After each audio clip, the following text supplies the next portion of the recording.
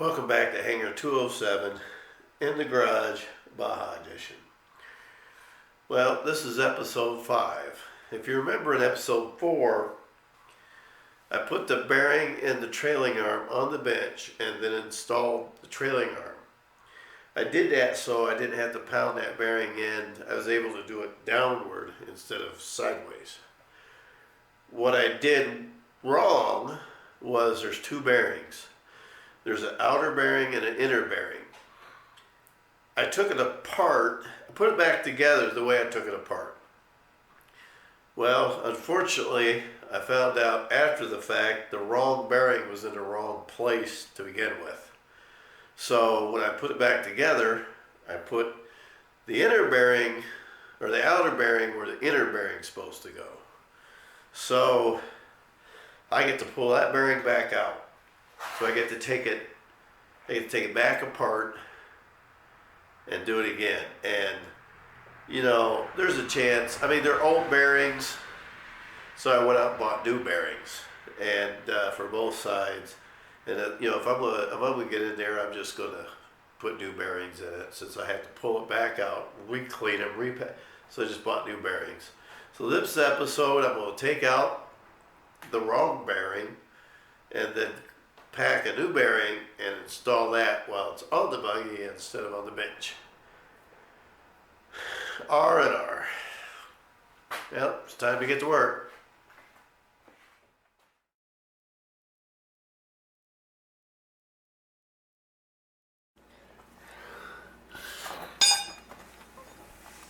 Looks like deja vu all over again.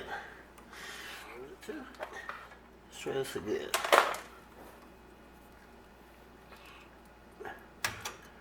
There's the C-clip.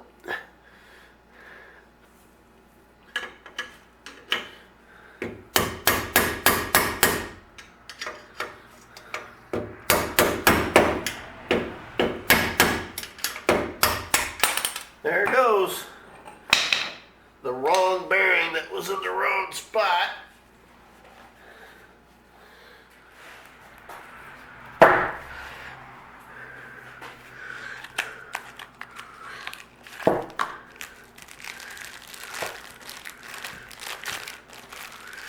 Here's the proper bearing that, nope, this is the wrong bearing that goes in there. Almost made the same mistake twice. So, that's the bearing I put in the wrong side. That's the wrong one. This is the right bearing. Yep, this is the right bearing.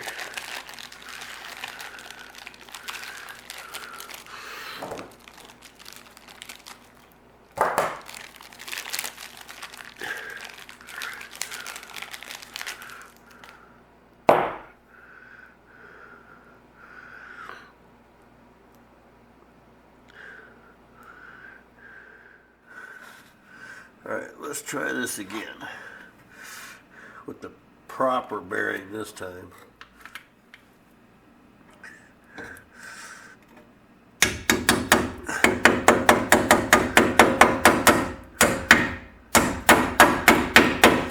is why I did this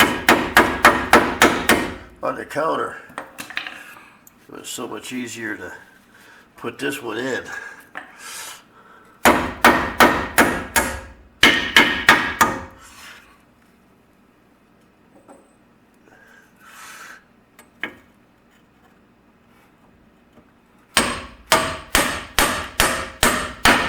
Hear that sound? That's when you know it's seated. That's a significantly different kind of sound.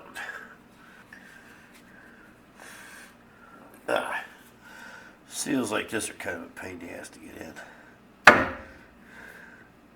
They're not as rigid as seals, or as bearings, so they kick easy.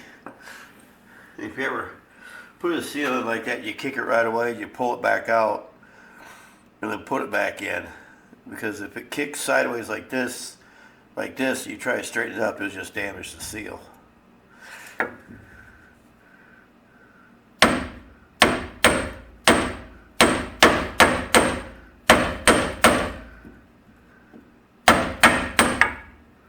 which I'm almost about ready to do. It hasn't gone too far. See, I was able to fix that, but if that tilted anymore, I would have had to pull it out and redo it.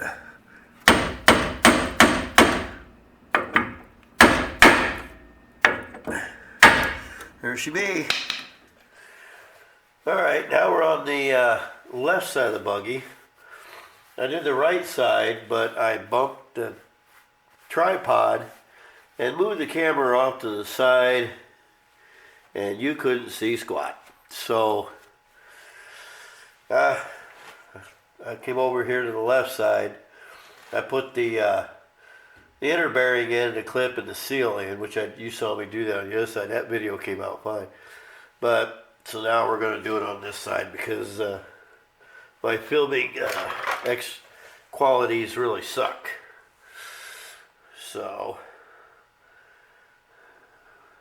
put a little grease on the center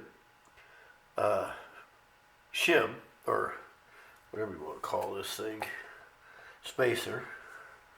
And we just fill the inside of this with grease.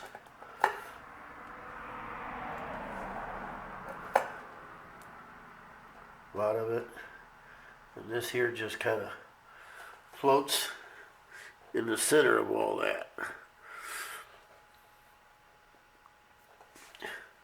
Just kind of floats in the center of all that. Just like that.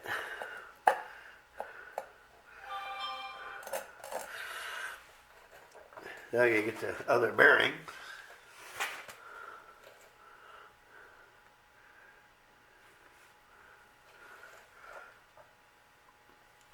Now this bearing doesn't go all the way in like it does in the back.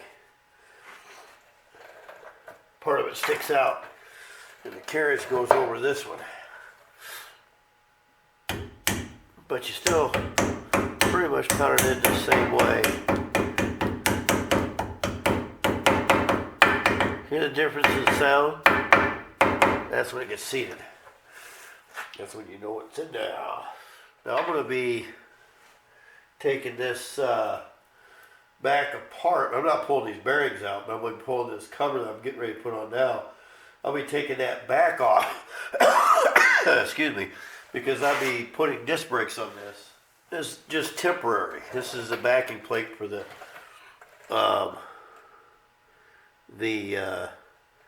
drum brakes, and I'm not going drum.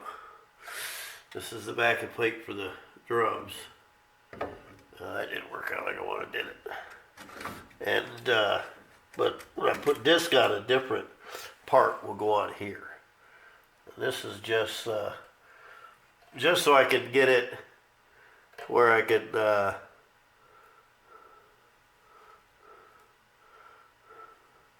wow, this thing being stubborn. I really don't need to put this on right now because it's all coming right back apart again. I got a new, I'll put a new O-ring on, but this is I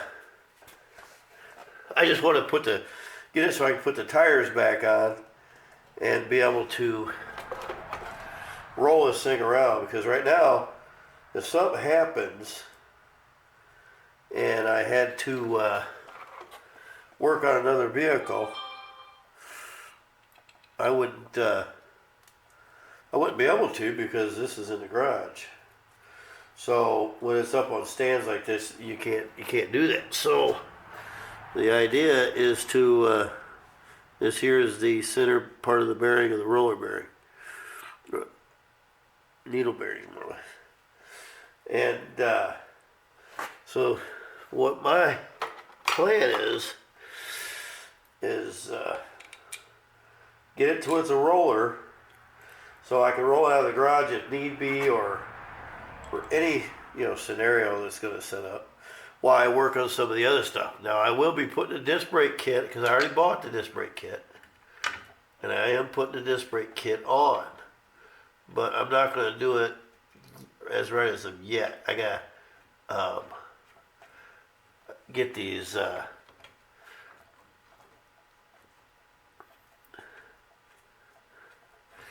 shock towers on, which I'll show you about that in a minute. The disc brake hubs, it's a brand new kit, kind of expensive. But it's going to go right here instead of the drum, which should be going on in just a minute. You'll see that.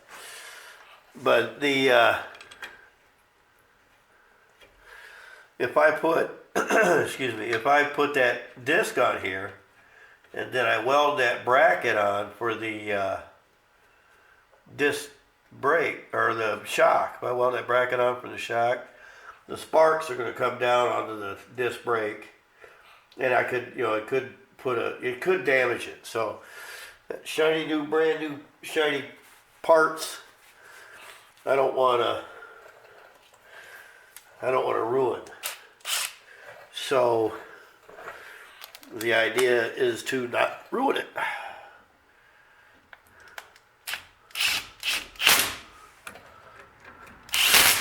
This gets torqued down, but like I said, it's all coming back apart. So I'm just snugging them for right now. Okay, there's that. Here's the part for the inner bearing, for the inner seal here. Now I'll put this on after I slide the axle in. Now these axles, what I understand, sometimes they slide right in, but if you get new bearings, sometimes you got to pound them in. Sometimes they might take a little persuading to get in there.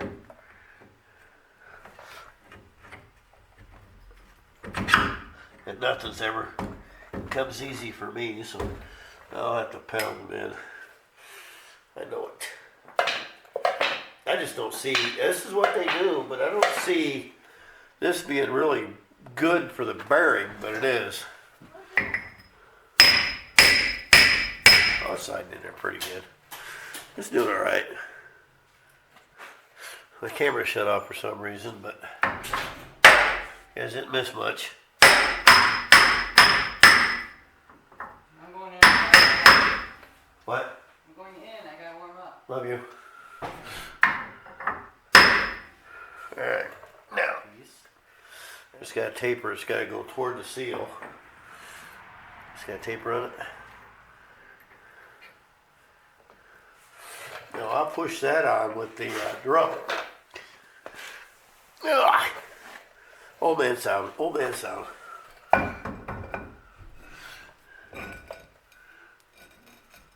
Okay.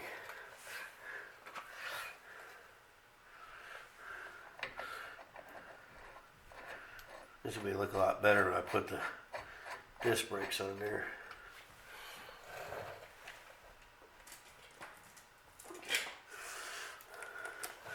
But I gotta get that shock deal done first. I'll show you that here shortly.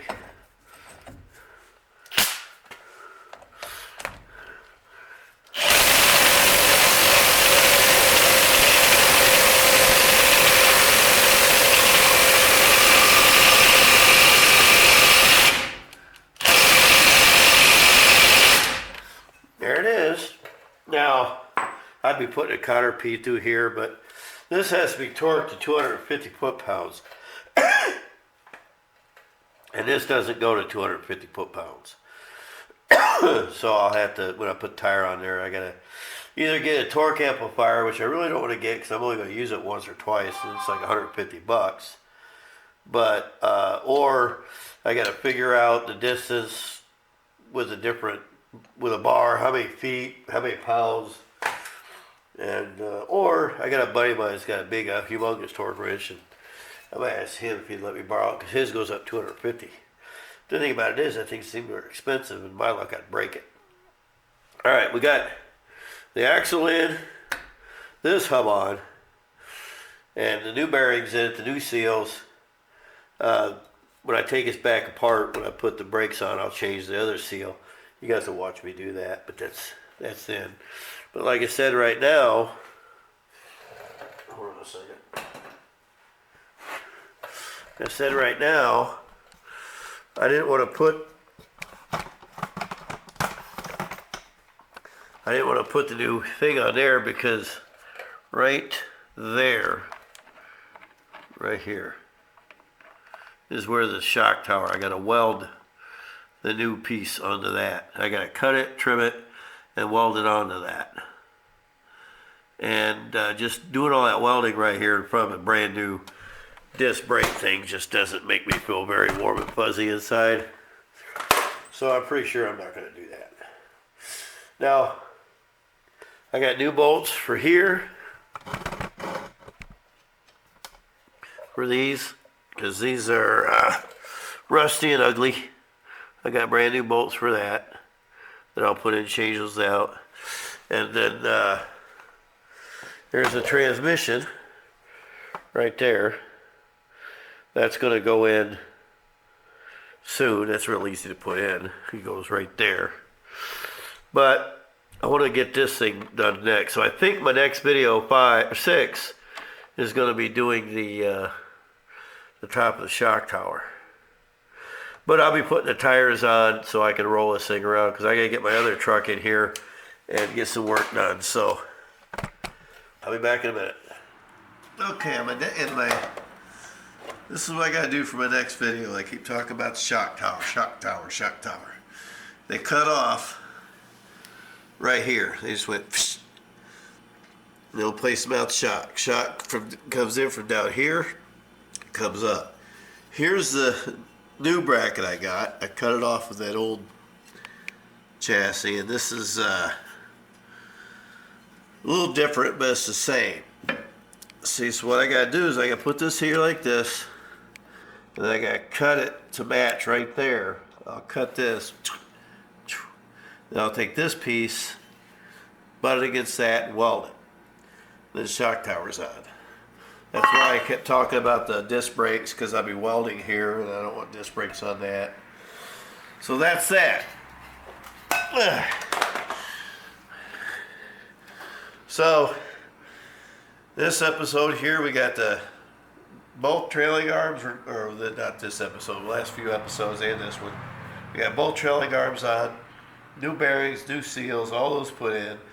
The old brake back plate and the brake drum, which I said before we're going to change to the new discs. Then I got new emergency brake cables. Those are going to be installed in there, and then there's quite a bit still yet to do, but that's where we're at. So the next video will be cutting and installing the shock towers. So I hope you was able to keep up. I hope you guys watched it. I hope you learned something. I hope you enjoyed this video. Thanks for watching Hangar 207 in the Garage Baja Edition.